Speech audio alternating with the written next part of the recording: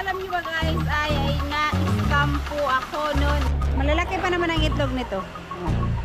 Na yero.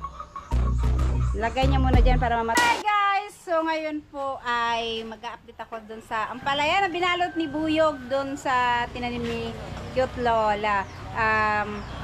Mayroon na pong ma-harvest, kaya tignan namin kung yung iba hindi ba talaga siya nanilaw kahit na ice wrapper yung ginamit namin pang balot kasi nagmo-moist siya ay mainit. At ayan si Cute Lola, yung kanyang mga ano ba to? Luya. Kinuha niya dun sa lote kasi i-replant niya dahil maliliit. Murag native man nga luya ma. Kasi maliliit eh. Dapat yung malalaki para malalaki din yung ano niya. Maliliit to nung tinanim namin kaya maliliit din yung laman niya. Pero ito. Mangyapon na. Ha? Kanang butangan mo gahon. Ay patanggalon mo na. Matar gyapon. Mamatar gyapon na. Kanang unod jud ang turok sa Yan oh. So yan. Pero pag ano na gagmay rig hapon na siya. Pero para at least meron. At ayun pala yung saging bata ni Cute Lola oh. Bata pa talaga kay maliliit pa. Yan, punta na kami doon sa ampalaya sus. Tignan natin kung ano. May mga laman-laman na may mga ano na yun. Walang nalilaw masyado. Oh, yan, bago yan. Merong itlog dito. Wala, nangingitlog pa to pero madalang. Kaya naging kal na siya. Malalaki pa naman ang itlog nito. Oh. Mabiyak bitaw, mapasa bitaw na. Ang aming kambing. Nungag mo ni kambing ha.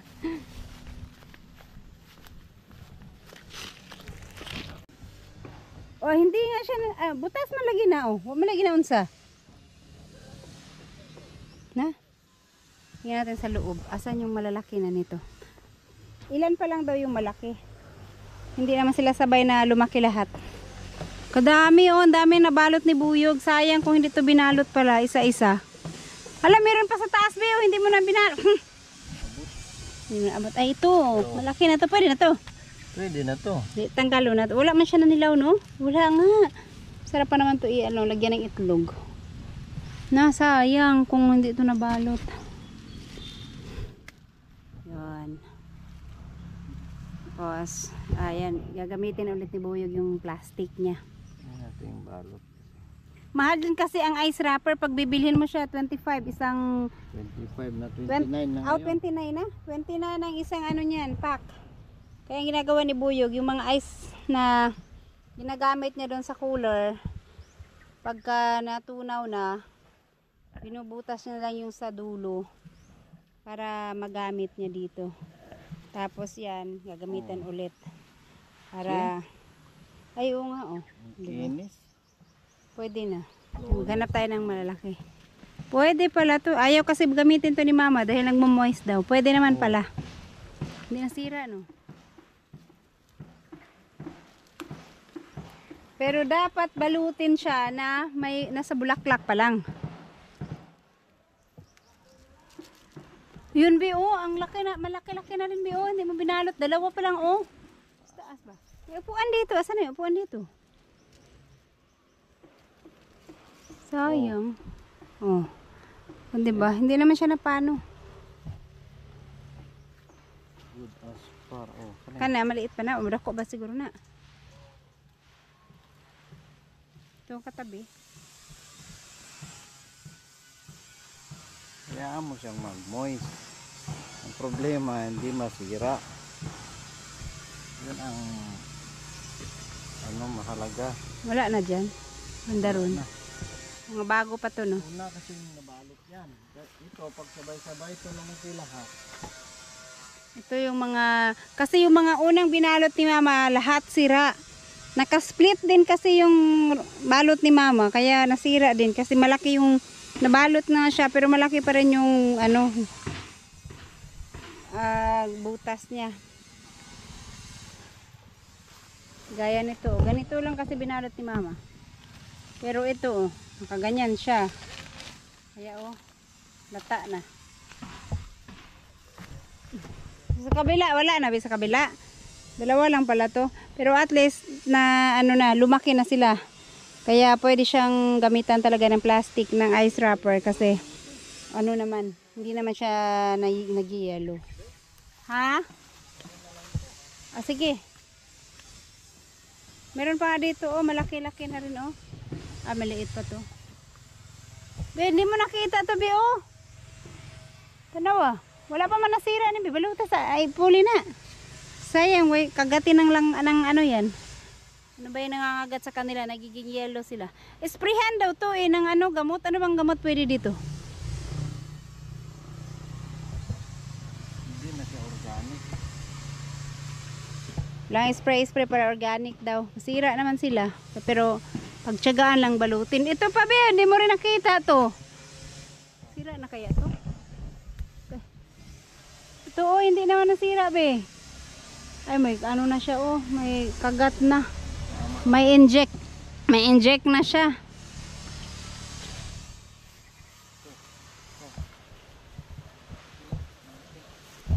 Ay ito sa harap.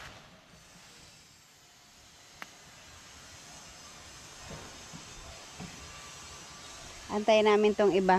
Ito marami siyang binalot dito bagong balot maliliit. Yun yung sabi Saan? Malaki na yun? Hindi ko alam kung sakto na to or ano. Ito ito ba? Wala na magibalot lagi. Baka kuan. Wala pa man siya tama. Kari wala pang tama be Tara Isa.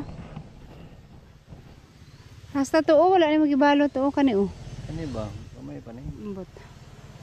Kari ba kari? Ito pa dito wala na magibalot. Ito na makita. Nasaan yung pandiri? Wala na balot. Tura Ay dito yun. Asa na yun? Dito yun banda. Saan ba yun? Nawala na ako. Duko. Gani. Tara. Wala. May tama na. Ganito kalaki May tama na siya. Ito Pero maliit pa.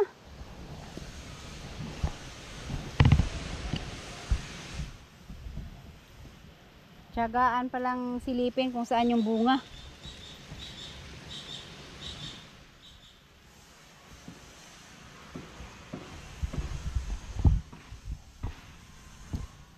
Hindi to mabenta ni Cute Lula. Dalawa lang iulam na lang natin to.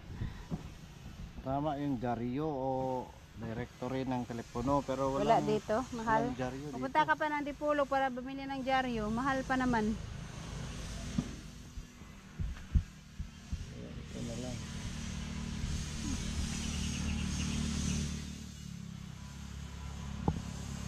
Sabi ni Ma'am Teresita, daw? Frozen, $2 mahigit yung yung presyo sa sa US. Ang mahal pala. Dito natatapon lang. Di nga alam ng dito karamihan na nagugulay ang ampalaya. Ang dahon ng ampalaya. Ito masarap na sa munggo talaga to. Bakit yung pinsan namin doon nakapag-garden sila pero sa Canada man yun kasi Canada, may backyard sila. Nilagay sa mga pot. Sila Ate Emmy? G-Ford, pretty good. Asan yung isa dito? Awang ko, saan ba yun? Unahan siguro. Yan, wala pang tama no. Pati na lang. Sa unahan, baka may na-miss kang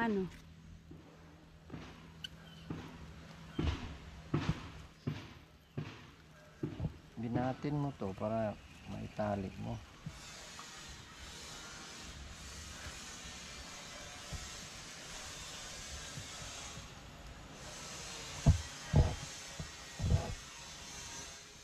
Yan, so yan guys, may ulam na lo. Ang dami lamok ko.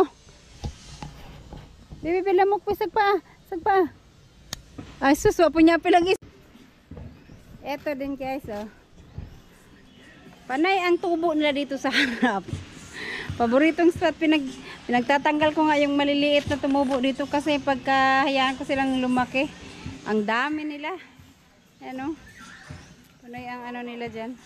Nagugulay din to, ang taba pa naman, oh, lalapad ng mga dahon. Ito pa ma, oh. At syempre mayroon tayong marang pala ngayon, ma. Sus, ilan na ang marang ngayon dito. Daghan pa kayo dito gagmay. Ano na. Ay na. Daghan pa kayo gagmay day. Daghan kayo, maliliit pa. Ma, let's eat marang. Pero nangamatay man. Ay guys, update muna tayo sa aming baboy. Ito yung aming inahin by September pa ito manganganak. So medyo matagal-tagal pa. Tapos ito yung hindi pa nakapaglinis. Ito yung isa, yung galing kay Kabungot. At mayroong ginagawa dito si Buyog para sa lilipatan ng isang baboy. Tapos itong dito ay papatungan ng yung makina, dito niya ipapatong daw. So kailangan taasan para hindi maabot ng baboy. So itong apat yung nagawa niya na binuhusan lang. Tapos itong isa na lang yung tatanggalin pa.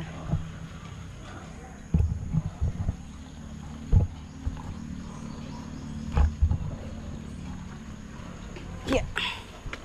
Ayan.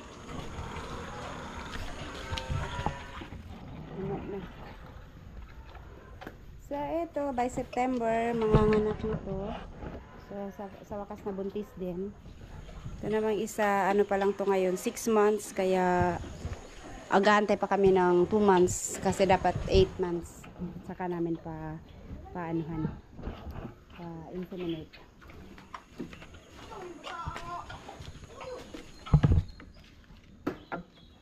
Ay, tabla rin, ay plywood, no? Puno na, be.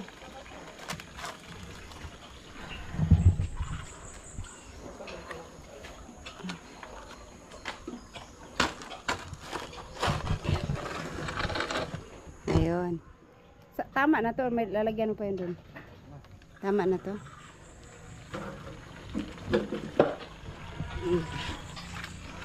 Patungan lang na. Makina. Bakit ka?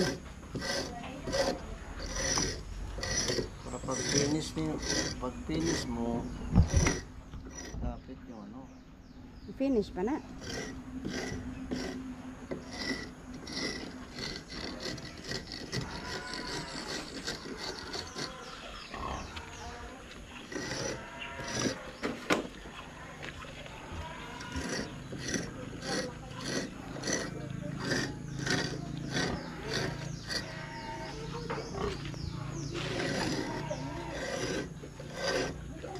May stopper na be sa tubig.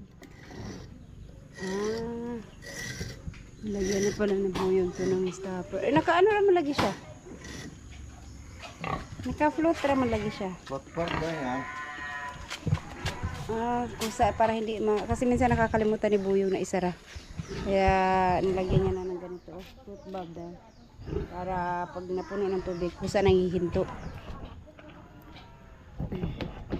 Ayan dito. Laki-laki naman siya. Pwede pa dito yung isa inahin. Kahit pagka buntis pa lang. Pero pagka manganak na hindi na pwede kasi maliit yung space. Dapat ganito maluwang.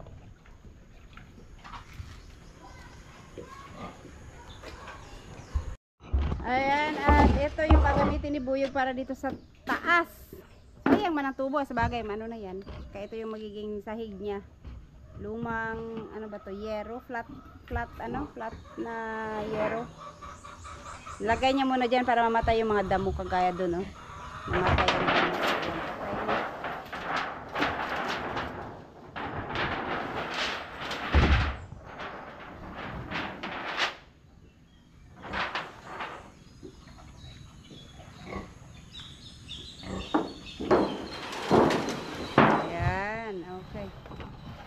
Na nga, pero magiging maputik kasi ito pagka puro lupa na lang, oh, gaya nyo. At alam nyo ba guys, ay na-scam po ako, no, napakatanga. Kasi ano, Grabe yung mga scammer, ang galing talaga. Kaya buti na lang, hindi naman malaki yung nakuha sa akin. Kasi may nag-message sa akin gamit yung messenger ng kakilala ko naman siya, lagi ko siyang kausap. Tapos prior nung nag-message siya sa akin ng pera, nag-usap pa kami ng ibang bagay. Tapos nung kinagabihan na, after siguro 3 hours, nag-message siya sa akin na magpapa-Gcash.